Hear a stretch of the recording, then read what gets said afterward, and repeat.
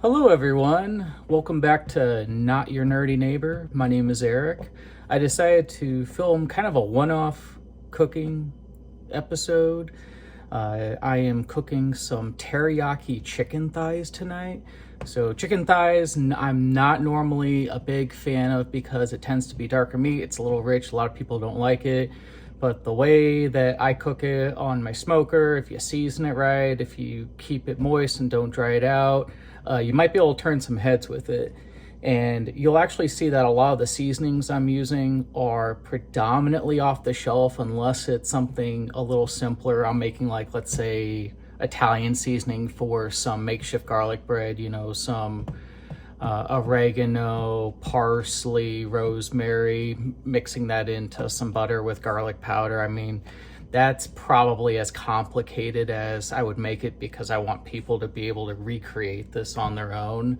But today, just using some ordinary off-the-shelf chicken thighs. I'm going to trim them up a little bit just because I'm a little picky on how much extra fat's on my meat. And then we're going to use Old Bay. Now, I like Old Bay because it's just a great mix of seasonings. It's normally used with seafood, as you can kind of see. It's crab, shrimp, chicken even. Oh, what do you know? It does work for chicken. I've used it since I moved out on my own many years ago. Old Bay was just an old, reliable, great all-around seasoning. I've put it on cubed sweet potatoes to saute in a pan or on a grill. Just great all around. But what I'll be doing is I'll be trimming up the chicken. I'll be doing a quick salt brine because I have a few hours to kill on that. So I'll just be basically putting salt on the chicken after I dry off the chicken, which will pull out some further moisture from the skin. And then I'll actually go through and wipe off as much salt as I can before I further season my chicken. And that is how you can get a really nice crust on your chicken. So if you had like a whole chicken, dry brining it, it's a night and day difference to pull some of the extra moisture out of the skin. And then I will be using just Kikkoman teriyaki baste and glaze. A little bit goes a long way, and I have silicone basting brushes I'll be using for that. The only problem I have is I don't have very much salt left. My wife had some in her baking supplies, but I didn't want to use all of it. So I'm going to show you how to turn a little bit of salt that I have into more using sea salt and a blender. Ideally, you don't want to do this because normally you pay a little more for sea salt, but in a pinch, for what I'm doing, I'm going to do it anyway. Sea salt typically does not contain iodine, as where your regular table salt does contain iodine. That may make a difference in baking. In this case, for throwing chicken on the grill, it won't make a difference at all. So we'll get into it.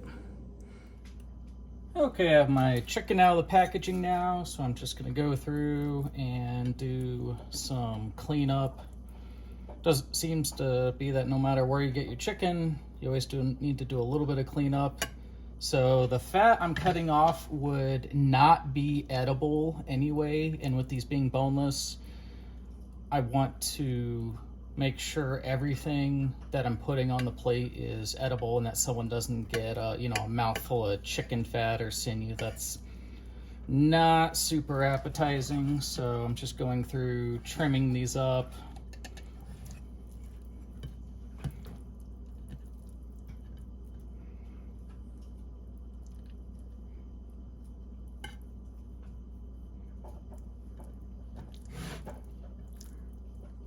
That looks good for the most part. You'll see some fine lines like that. Those will cook away, but it's mostly the big pieces I want to trim up and make sure I'm not biting into anything inedible.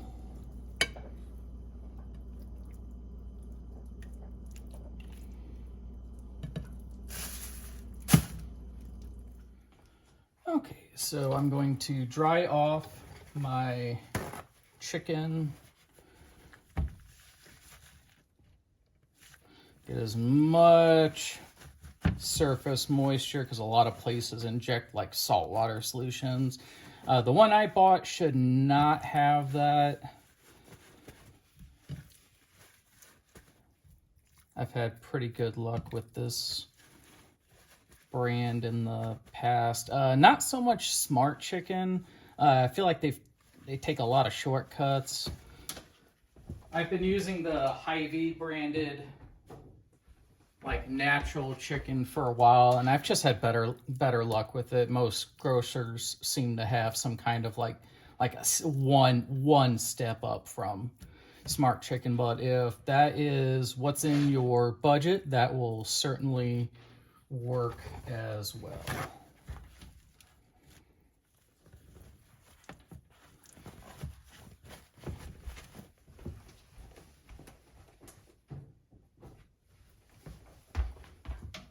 And then you just go through and salt it up.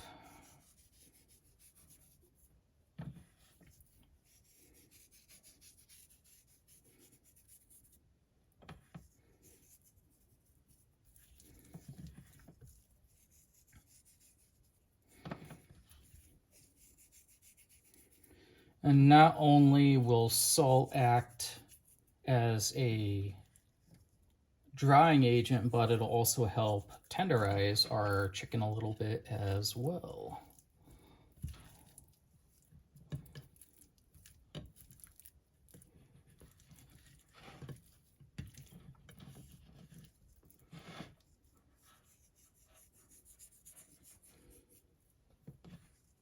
And when I throw these on the grill later, I'm gonna cook these at 350 degrees Fahrenheit. That seems to be a good temp for chicken, whether you're cooking it for longer or if you're just putting like chicken breasts on the grill. It doesn't cook them too fast. Yes, you do want some nice color and grill marks and all that good stuff, but you also don't want to bite into a dry piece of meat.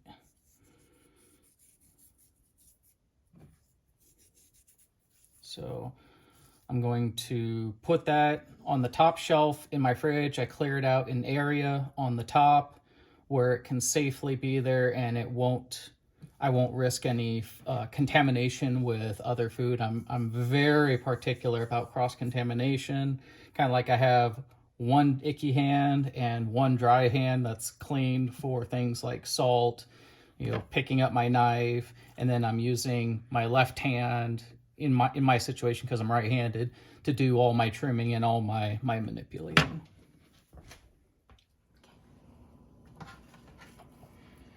I'm quartering up some apples to wrap around the chicken. I found out too late that I ended up getting boneless chicken thighs instead of bone-in chicken thighs, which is what I wanted, but I'm making it work.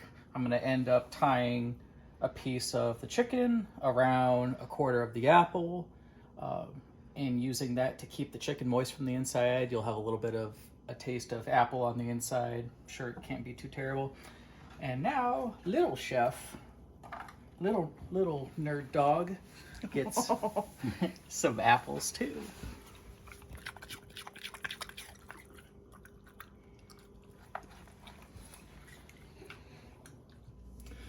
All right, so I am now starting to wrap my chicken thighs. I just quartered up an apple into some big chunks. If I have leftover, that's fine. I can always divide down and wrap more than one slice in there, but I'm just taking a piece like this and then wrapping it in the chicken.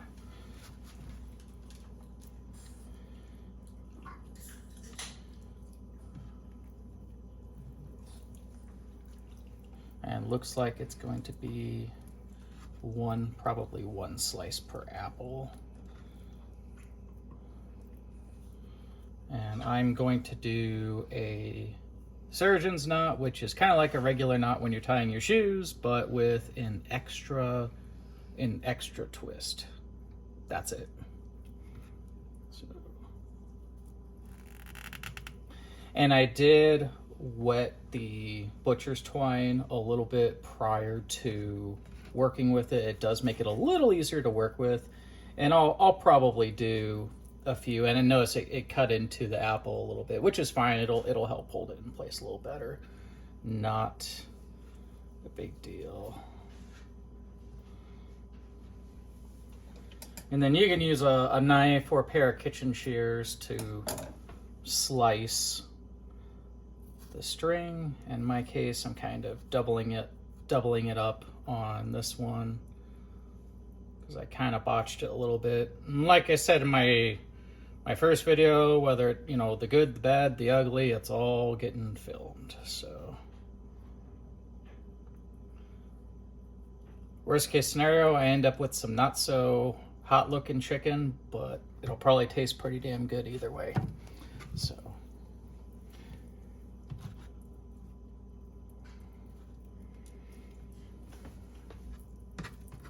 actually, maybe I could slice it a little smaller. Okay, so now I'm just gonna give these chicken thighs a little bit of oil. I'm gonna have to do this by hand because they are a little delicate. If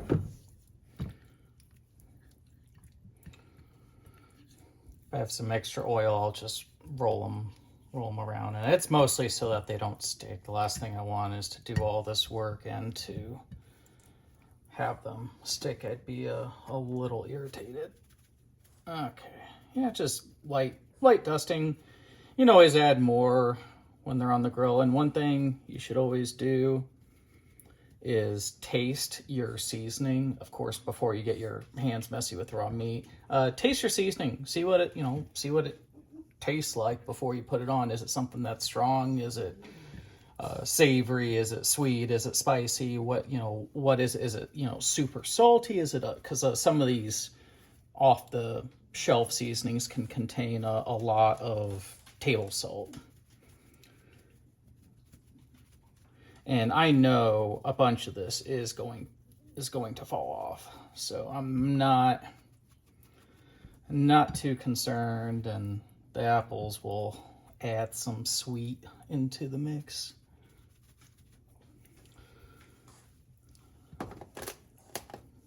So all I need to do now is preheat my grill to 350, and then I will show you how I'm gonna put these on the grill. All right, and we're back again. I have some apples wrapped in chicken thighs, and I put Old Bay and just regular canola oil on the outside to keep them from sticking. I didn't use very much, maybe a teaspoon total across all 5. And then inside of this resealable container, I had some peppers left over. I put a little bit of oil in there, and I used some Mrs. Dash lemon pepper seasoning. I tend to like my bell peppers slightly cooked to the point where there's a little bit of black on them, but that's it. So now we're going to put the chicken thighs on the grill.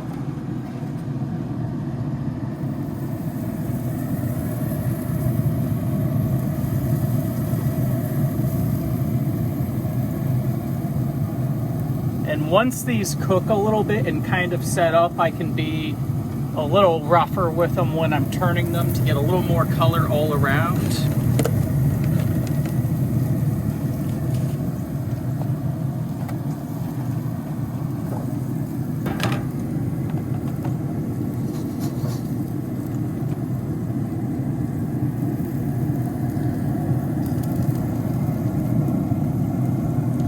And now I'm going to let that sit for a few minutes and let those chicken thighs set up, add some color to the bell peppers, and we will be back. And we're back again to check on the chicken.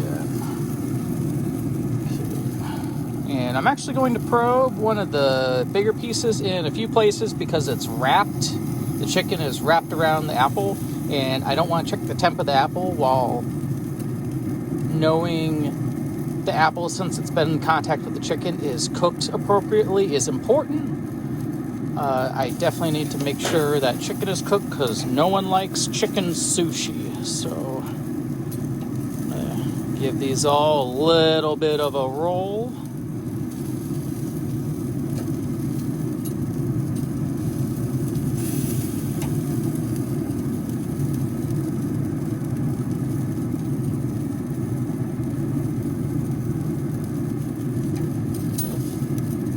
I have a feeling most of the outside's cooked, so I'm just going to use the same tongs at this point, and each time I do actually rinse them off. I'm a little, you might call me a little paranoid. I've had food poisoning enough to where I don't care to have it again. So I'm quite particular on my food safety. And these actually finished earlier this time. I don't know why. I don't know if they were thinner or a little on the overripe side, but I'm actually going to keep these on a little longer. I want a little more color on the skins. Alright, so I'm back in. We're going to do one last glaze on these, let them sit for a few minutes, and probably call it good. They're practically candied at this point, but you won't hear me complain about that.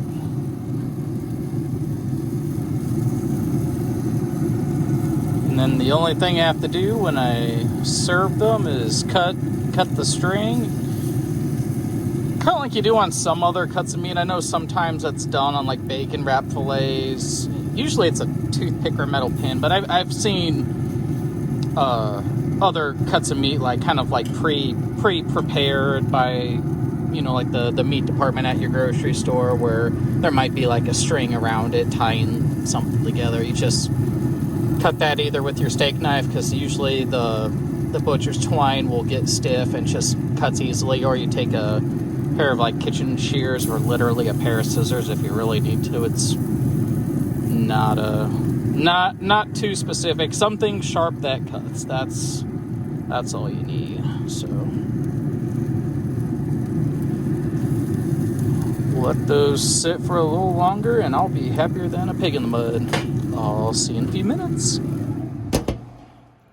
All right, so actually right before we wrap up, I may have cut it too short outside, but I wanted to do a quick cross section.